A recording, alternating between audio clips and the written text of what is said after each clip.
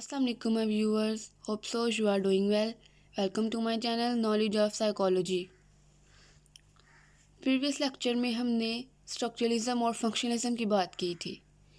अब हम साइकोएनालिसिस जो कि थर्ड स्कूल ऑफ थॉट है साइकोलॉजी का, इसको डिस्कस करेंगे।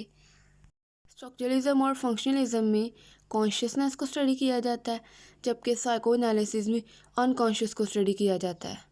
अगर साइकोएनालिसिस का मीनिंग देखा जाए तो साइकी मीनिंग है soul, mind and behaviour, and analysis का मतलब है जांचना, यानी कि मेंटल डिसऑर्डर्स को स्टडी करना, जांचना, फिर इसका ट्रीटमेंट करना। साइकोएनालिसिस के फाउंडर हैं Sigmund Freud. It is based on believe that behaviour is determined by unconscious inner forces over which an individual has no control. It tries to understand the inner person. Psychoanalysis में किसी भी person के unconscious लाशऊर उसको study किया जाता है, जिसके लाशऊर पर इंसान का अपना कोई जोर नहीं होता, अपना कोई कंट्रोल नहीं होता। इसीलिए साइकोएनालिसिस में अनकॉन्शियस को स्टडी किया जाता है, एक इंसान की, एक पर्सन की इनर प्रॉब्लम्स को अंडरस्टैंड करने के लिए। Freud focused on mental disorders. He learn the technique of hypnotism and realized that catharsis is an important factor in the cure of mental disorders.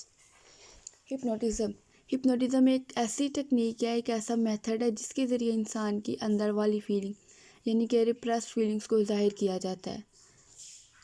Hypnotism को स्टडी करने के बाद Sigmund Freud ने ये इम्पोर्टेंट फैक्टर करार दे दिया था कि जो कैथारसिस है एक इम्पोर्टेंट फैक्टर है मेंटल डिसऑर्डर्स की ट्रीटमेंट के लिए, मेंटल डिसऑर्डर्स को क्योर करने के लिए। साइकोएनालिसिस में हमारे पास 2 डिफरेंट टेक्निक्स हैं, free association and interpretation of dreams. In 2 techniques के ज़रिए हम साइकोएनालिसिस को स्टडी कर सकते हैं, किसी भी इंसान का अनकॉन्शियस को स्टडी कर सकते हैं।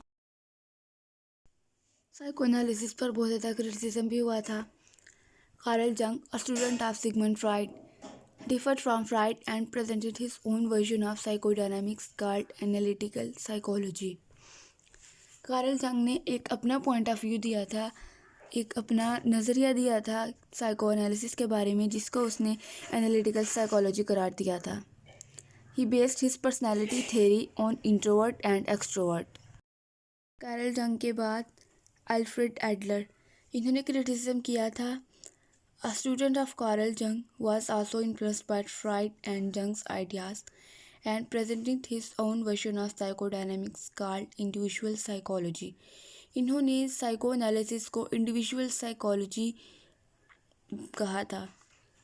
He emphasized on lifestyle, birth order and self-assertion in the development of personality. He also says negligence and overproduction causes inferiority complex and superiority complex.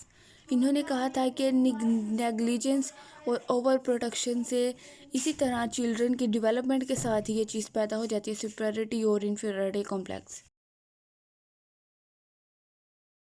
I hope you will benefit from my video.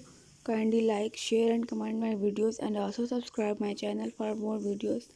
Thanks for watching.